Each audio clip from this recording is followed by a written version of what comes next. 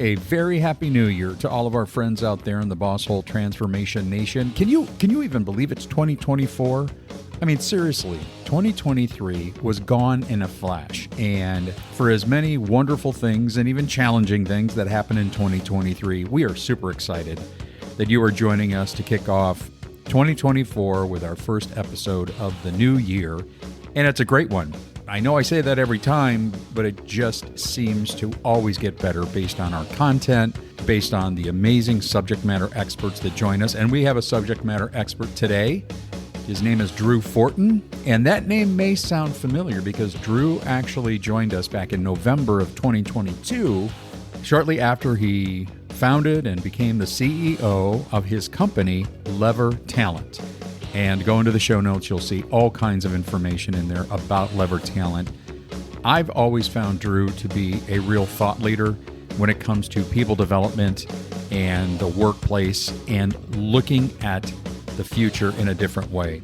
I've invited him back to talk about what's been happening in the last 18 months, what have they learned at Lever Talent, and more importantly, how should our managers and supervisors prepare for the new year? So let's kick off the new year with this great discussion with Drew Fortin from Lever Talent. Bosshole Chronicles are brought to you by Real Good Ventures, a talent optimization firm helping organizations diagnose their most critical people and execution issues with world-class analytics. Make sure to check out all the resources in the show notes and be sure to follow us and share your feedback. Enjoy today's episode. Drew, it is so good to have you back on the Bosshole Chronicles. Welcome. Thanks for having me, John. It's been a while. Feeling good to be back. Yeah, it's been a little over a year. I want everybody to go into the show notes and you will see a link to Drew's original episode or feature on the Bosshole Chronicles, which was November 1st of 2022.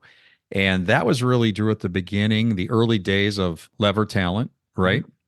And I wanted to have you back, as I had shared with you, just because the way you process things, ever since we met in the early days when you were at PI, I just really value the way you look at the world of work. And I know what you're doing through not only Lever Talent, but also the Lever Show, which will also be in the show notes. You're really creating a pathway for people to start to think about how we work coming forward. So tell me about the last 18 months. What have you learned? What are you experiencing in terms of the world of work and how we need to approach it? Yeah, so I'm very grateful to be in the spot that I am today. And it's been definitely lots of learnings as first-time CEO and founder and entrepreneur, right, as well as working with many companies and leadership teams. The name Lever Talent, just to remind folks, is in homage to the impact that I believe technology and the proliferation thereof is having on humans at work. Mm-hmm. I think that the employee-employer relationship is broken. I think that the incentives are misaligned. And I think that the more that technology takes over the more objective and transactional components of work, it's leaving humans to do the more subjective or relational components of work. Mm-hmm. And that means that we're going to covet human abilities in the future. And the more that technology proliferates and commoditizes all else, it'll be our unique human abilities that make businesses truly different. Mm-hmm. And that will be a leg up for each individual. If here it comes.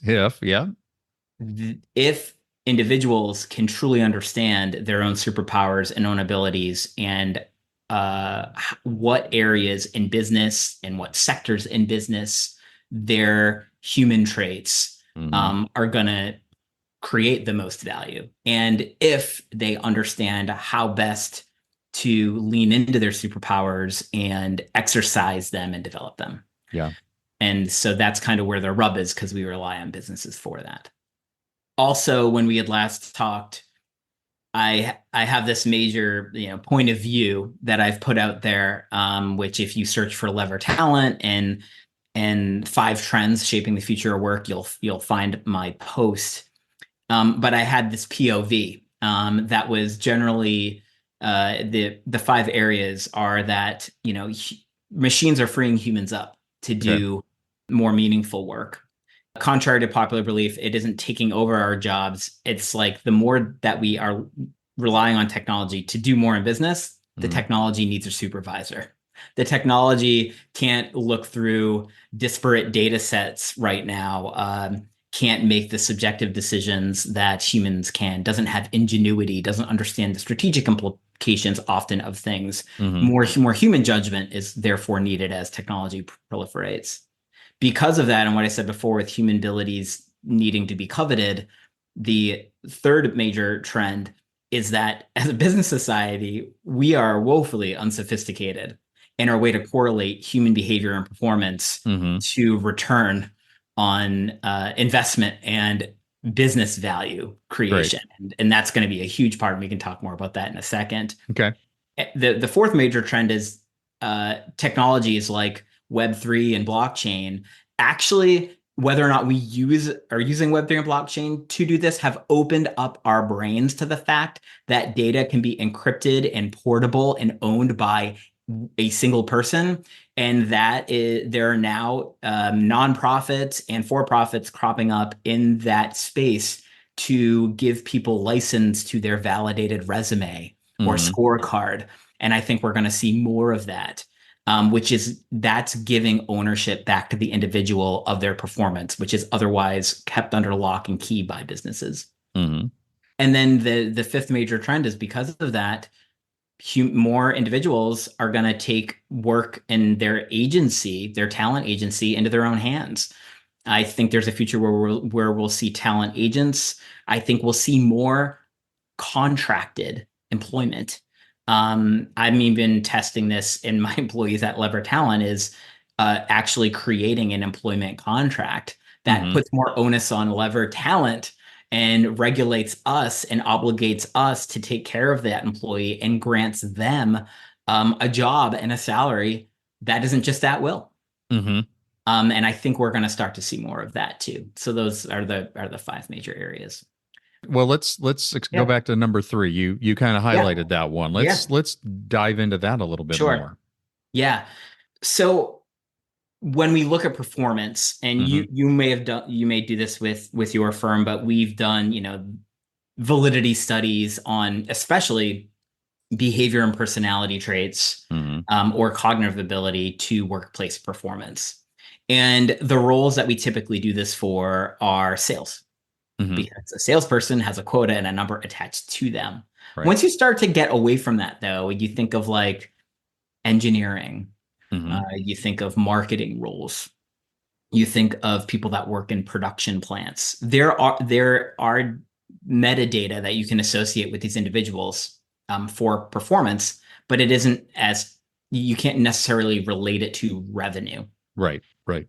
I think that, or we're seeing this more. There's more desire to correlate those human behaviors, whether that's personality or cognitive ability, Mm-hmm. to these traits. We also have the ability inside business to even take a very standard like 5-point Likert scale from a performance appraisal. Mm-hmm.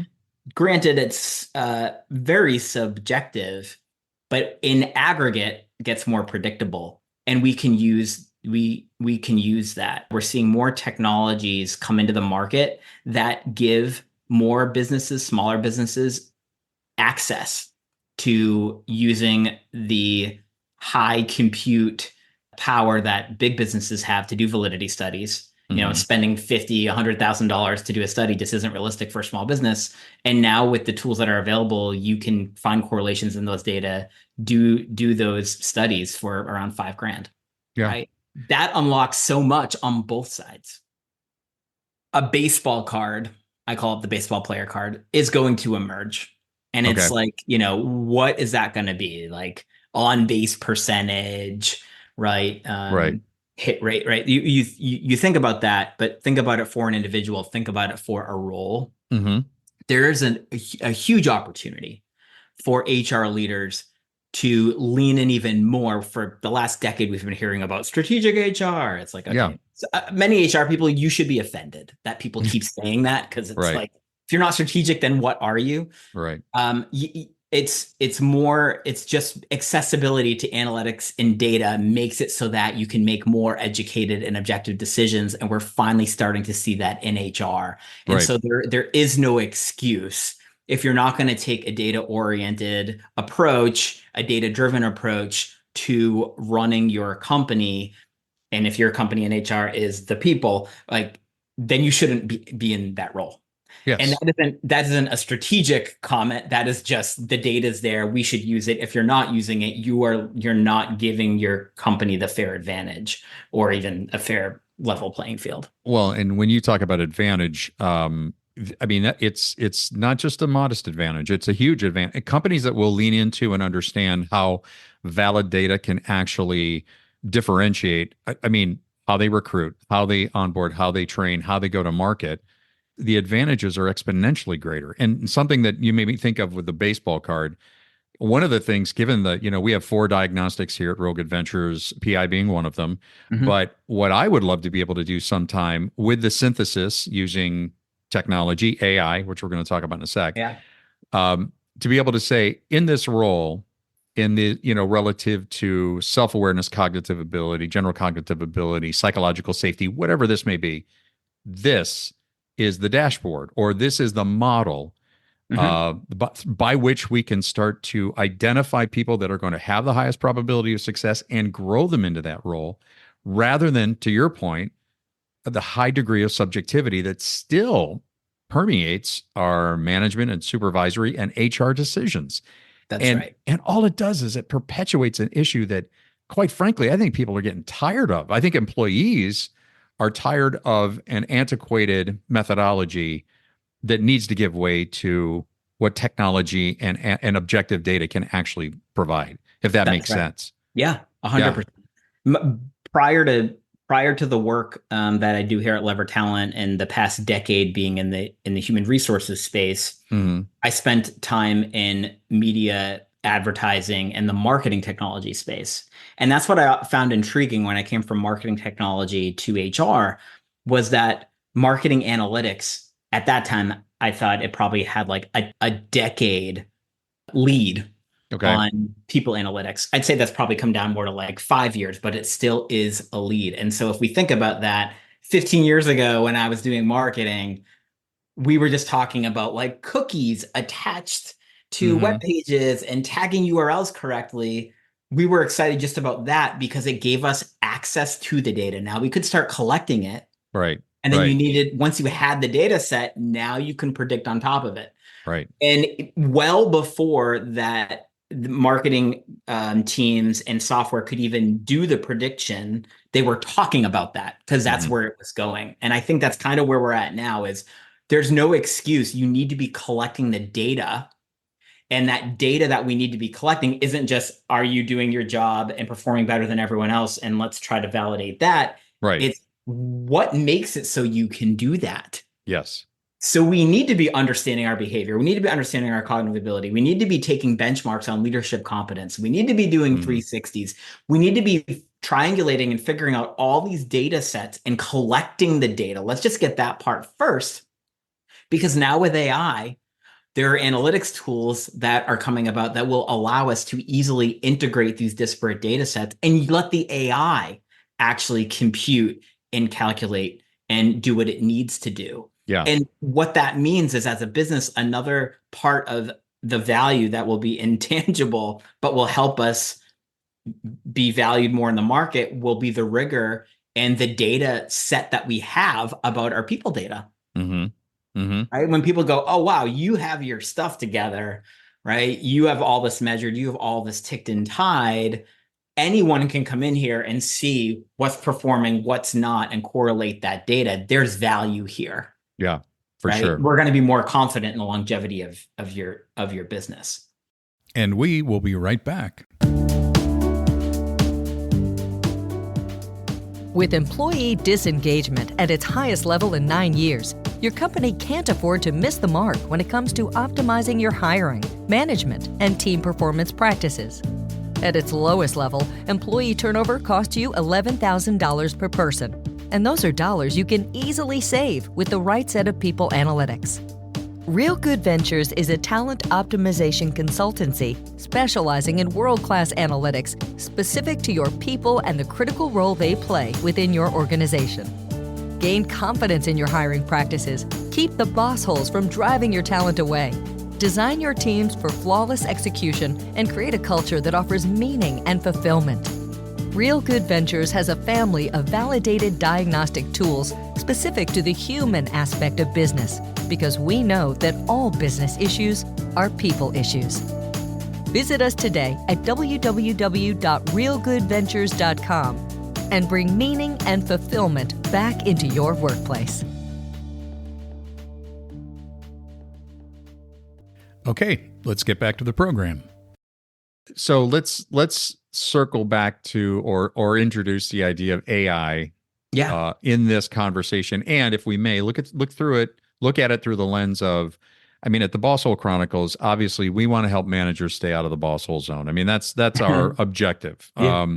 And we know that, nobody's a Bosshole on purpose. However, lack of systems, relying too much on gut and subjectivity, it just clouds our judgment in terms of being able to help people. Help us understand how AI is going to factor into managers and supervisors just being far better at developing people than they are right now. It can be burdensome to have a professional development meeting with one of our team members, or a performance appraisal. Mm-hmm. And most of us in businesses, unfortunately, look at that as administrivia. Mm-hmm. Yes. Versus what it actually was intended to do, which is, John, let's sit down and talk. Let's look at the last, I don't want to say year because doing them manually, the last period, and what does this look like? And let's have a conversation about it. And then I'm going to actually document that, and we're going to have really clear expectations. That is very daunting. Mm-hmm. I'm like, oh my God, I have a team and I have 8 people on my team and I have to do 8 of these. Mm-hmm. And then I got to write 8 2-page reports and then on top of everything else. And that's why it becomes the administrivia game. Right. And what AI is proving very useful in right now is just being able to take my 3 bullets, or we had a conversation about this before, a recording of our conversation. Mm-hmm. So I can focus on you and me and what's happening and summarize that for us and talk about what major action items and takeaways came out of it. That means we can have these conversations more. Yes. For context, before we hit record, just so everybody knows, Drew has a piece of AI software. Is that right? Mm-hmm. Or a piece of AI? What's it called? What's Fathom AI. Yeah. Fathom AI that records, transcribes, and summarizes and provides, what is it, chapter headings or bullet points or what? It does whatever you want it to do, but it'll do general one-to-one meeting summaries, sales summaries, professional development summaries. I use it when even meeting every 6 to 8 weeks with people I have 2 direct reports. Right. We meet every 6 to 8 weeks. It's mandated to talk about professional development. And now I can have Fathom running. I can bookmark different areas. I can highlight things. I can put in a little note, and then I can literally have it summarized for me with 2 or 3 minutes of editing. I can send a follow-up email. Whereas before that would sit and I'd be like, I'll get to it next week. Not that I didn't care about the person. It's just. That's it. Well, that's exactly right. Or you're taking your longhand notes and it's like, am I trying to capture this? And again, I don't want people thinking Fathom AI is not a sponsor of the program. They're welcome to be if they want to, but it's just one example of really great AI. We use Co-Host AI to transcribe our podcast, but it is, I think you said this, the amount of time it saves. And I think Drew, you said something also that it's not something you just sort of let go without some oversight. It does need a little bit of supervision and checking, but even with that amount, it is a fraction of the amount of time it saves by not having to either capture all those notes or transcribe an entire podcast. That is a simple piece of AI that already we're starting to see on your end and our end that can be incredibly high value. Yeah. Absolutely. I also think just the brass tacks is communication. Yeah. and writing communications, Hmm. summarizing ideas, following up with meeting notes, right? Hmm. We're seeing that pretty much in every way, shape, and form. There's an app for that right now. Yes. And that's the beauty of when you have like this big innovative technology, the market's flooded with ideas. Those will consolidate over the next couple of years. So don't like hit your wagon to one thing and think it's going to stay there, Right. but it's there and we should be trying it and we should be exercising it. And there's little excuse now to say, oh, I can't come up with a plan, or I can't come up with a framework to help my team work better together. Because AI, the one thing that I learned even in my time interviewing a bunch of people in the AI space is ideation. Hmm. AI is great. Give me 10 ideas of what I could do with my team to help with this. There's the 10 ideas ready to go. Right. Exactly. Exactly. Give me this person's doing this, and this well. What are great ways that I could recognize them? Hmm. Um, they're doing X, Y, and Z well. Write up a three sentence great job with Yeah. specifics in it. Like all that's available. There are specific tools now that actually allow you to do that. But even if you were using one of the, like ChatGPT or Google Bard, like you could do that, no problem. Right now. Absolutely. And I know that there, and I'm probably, and I know I'm older than you are. I'm in the age demographic that is probably initially a little freaked out by AI. And now that I have been using it, it's like, oh my gosh, I understand it. I get it. Mhm. It's not the Terminator movie, No, it's which I think everybody is waiting for. But, one of the things, and just for everybody's benefit, obviously, Real Good Ventures, we are a certified partner of PI, as is Lever Talent. We are very excited about a piece of software that's going to be bolted onto the PI platform that is strictly going to be around meeting the managers where they are. In other words, giving managers direct access to human capital data and workflow information and behavioral data and AI, um, right on their screen. that's right. And that right there, I mean, this is going to happen in 2024. And just for everybody's benefit, in the show notes is also my discussion with Adam Burke, who was one of the co-founders and CEO of Charma, which was acquired by PI. Drew, I think this is going to be a huge, huge difference maker for managers and supervisors. It's a huge leap. And, I think about what you talk about all the time, as I'm sure you do with your clients, just the discipline of talent optimization. And, Yep. you have the components of designing your team to meet your strategy, to creating the best hiring processes and methods that meet the demands of that design, to Right. inspiring managers. And then there's the notion of diagnosing over time. And when we draw this framework, we typically have, and then there's a cycle. Mm-hmm. Well, the line in that cycle typically is done through emailing, or there's a rise in project management software like Mm-hmm. Asana and Monday and these other products. Those are more so like workflows. They're essentially glorified spreadsheets that help you Yeah. connect Yeah. different tasks. Well, performance management is a space that has been growing over the last few years. And what I'm excited about PI's acquisition of Charma is allowing you to do performance measurement powered by predictive human behavior. So Yes. now it can give you a recommendation of how to give this person feedback, what to talk about in this one-to-one meeting, because Right. this is going to be the area where they need the most, or they want you to give them complimentary feedback on. And that is something that, in my experience, I've yet to see another performance management platform that is going to have this power that PI is going to have, because PI sits on this unique data set. And again, this is such a huge distinction. Before, a manager, you may have gotten a tickler to say, hey, follow up with this individual, but it was on the manager's interpretation or capability without perhaps any insight to the employees or Mm-hmm. the team members' behavioral DNA. This is going to be based and tailored based on that person's behavioral DNA, That's right. PI data. And you're right. I've never heard of anything like this. That's why we're so excited. But okay, so that's down the road. We're going to have that in Yeah. 2024. Let's talk a little bit about something that you did. I think is again just a testament to the cool stuff that you do, Drew. You did some interviewing recently. I mean, you sat down with was 25 business Mhm. leaders, and you tell us a little bit more about that and what you gleaned from this, Yeah. because you are reaching out to pull in some really relevant information. Yeah, so that the five trends that we spoke about, I'm a high extroversion person, and so I learn by thinking out loud, processing with others. Mhm. And so set out with my co-producer Connor Lewis of Studio Lewis, we created a show called The Lever, Mhm. and we essentially set out and we booked 25 leaders across business, academia, economics, and in the robotic space, in the AI space as well, and essentially ask them questions to confirm this POV and what is happening and what should we be worried about. And it was just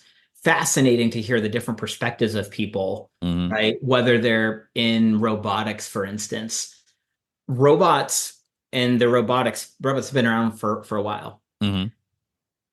but we all think about a robot and we think about like a Roomba, and it's like not much has really happened in robotics Right. over the past decade except for that. Why is that?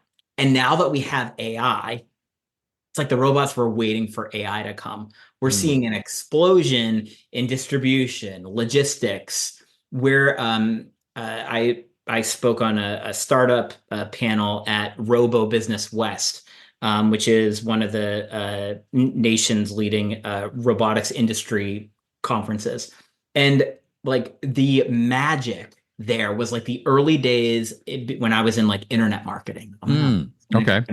going to do these things, right? These companies are literally at the forefront of changing the face of what business is and how we operate and how our lives are going to change with robots. Mhm. And it's just, AI is going to rapidly accelerate that. And we're going to see much more from the robotic space and automation space proliferating much more of business. The last decade of business has been soft.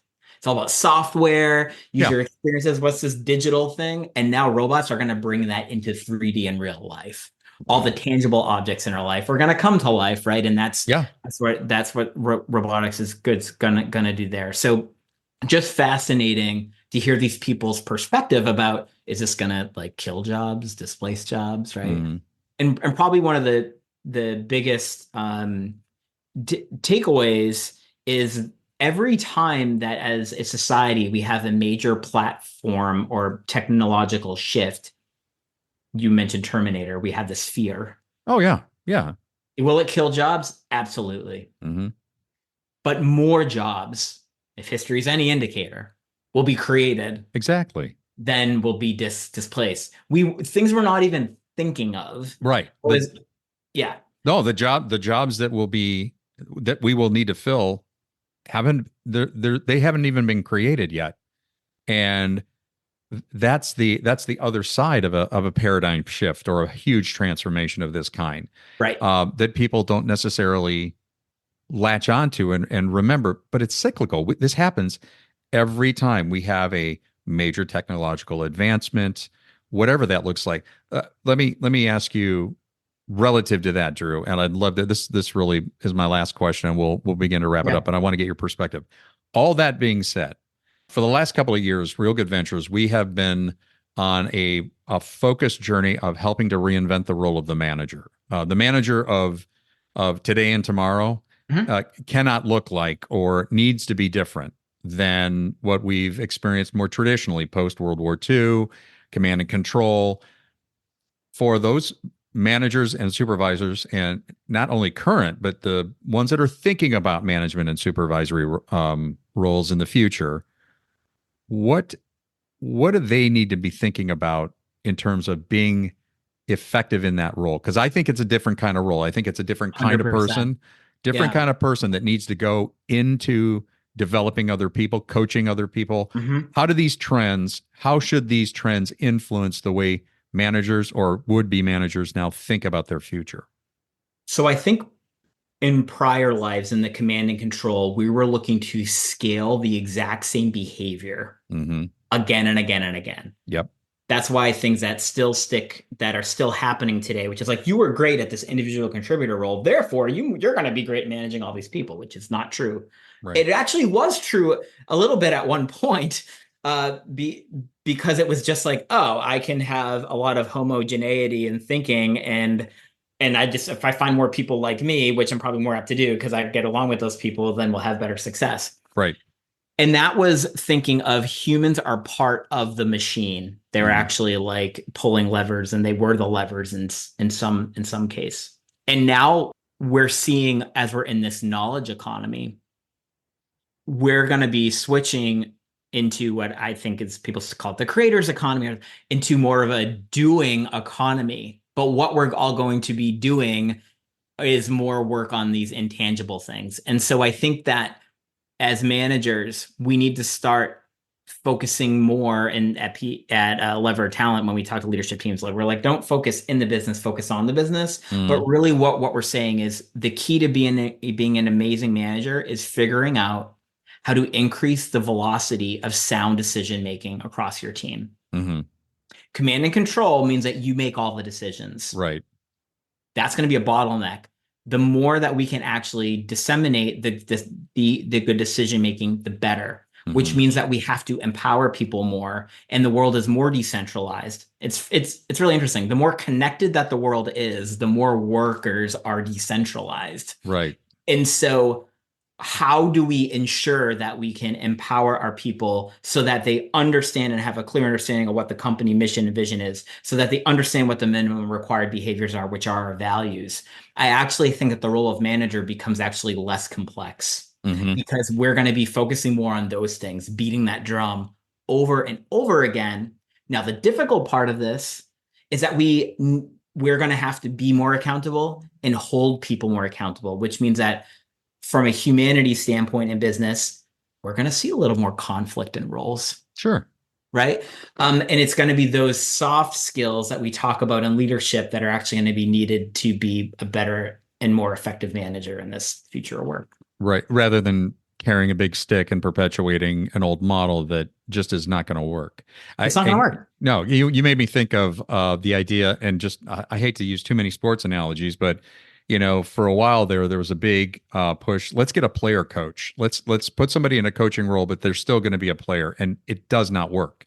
It absolutely does not work. And so when organizations finally are committed to the idea that our managers, our supervisors need to literally be in a coaching, development, enabling, and equipping role, and their playing days are over, they're now curating and cultivating this next wave of performers. Until that happens, we're going to continue to make these mistakes. But I think it is beginning to happen. I think you're right. I think that as we start to go into 2024, companies are realizing they have to step into a framework of the workplace of trust and autonomy relative to leadership and managers and supervisors, because that's what's going to unleash all of this capability that I don't think we've tapped into yet. You're absolutely right. And this is probably a good note for us to start to conclude on here, which is, and even in the interviews that I did, especially with the folks that are in economics, labor economics, behavioral economics, brilliant minds, is this notion of, well, even in our current labor economy, we talk about like blue collar, white collar, low skilled versus high skilled labor. And it's like, well, those all have to do with the tangible, hard, like, that's a construct that is still back in the day. Right. We need to start talking about abilities. Right. Well, I'm glad that we're getting more to like a skills-based hiring approach. It doesn't matter about your education. What kind of skills do you have? Right. But that's really code for what abilities do you have? What aptitudes do you have that are going to give us a leg up as a business because we hire you? Right. And those are what we have to lean into in this future. That is so great. See, I knew it'd be awesome a year later, even a little bit more than a year later. I don't want to wait a year to have you back, because I know you are always everybody, and please give everybody at Lever Talent our best, because we get to see what you're doing. I'm watching the Lever Show. I just want to remind our listeners, go into the show notes. I will have Drew's information in there, Lever Talent's information, the Lever Show, and also related episodes like with Adam Burke from Charma, now part of PI. There's such cool stuff coming down. We're really excited for the new year, as I know you are as well, Drew. But hey, man, thank you. So good to see you. Very much. And we'll have you back again if that's agreeable to you. Always happy to come and contribute. All right, man. All right. Thanks, everybody. And we'll see you next time on the Bosshole Chronicles. We'd like to thank our guests today on the Bosshole Chronicles. And if you have a Bosshole Chronicles story of your own, please email us at mystory@thebossholechronicles.com. Once again, mystory@thebossholechronicles.com. We'll see you again soon.